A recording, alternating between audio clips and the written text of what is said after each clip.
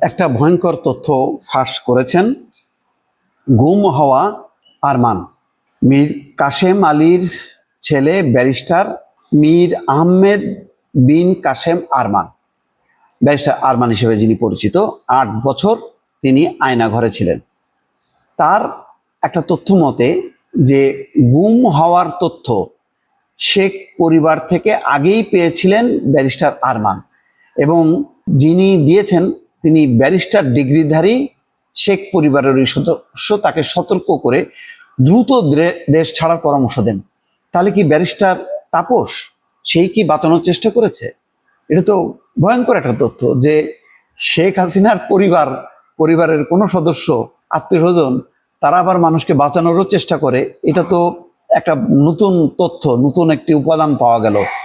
Barrister আরমানই বলছেন যে barrister ডিগ্রিধারী Sheikh পরিবারের ওই সদস্য তাকে সতর্ক করে দ্রুত দেশ ছাড়ার পরামর্শ দেন।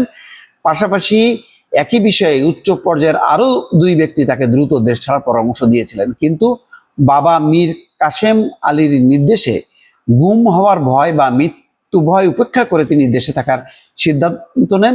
এর 3 দিন পরেই 2016 সালের 9ই আগস্ট তাকে শেখ হাসিনার বাহিনী, অর্থাৎ গোয়েন্দা বাহিনী বা ডিজিএফ এর সেই বাহিনী তাকে বাসা থেকে তুলে নেয়। এরপর দীর্ঘ 8 বছর আয়নাঘরে বিভীষিকাময় জীবন কাটাতে হয়।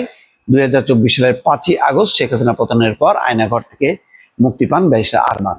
নতুন একটা তথ্য দর্শক, এটাও হিসাব নিকাশ করা দরকার।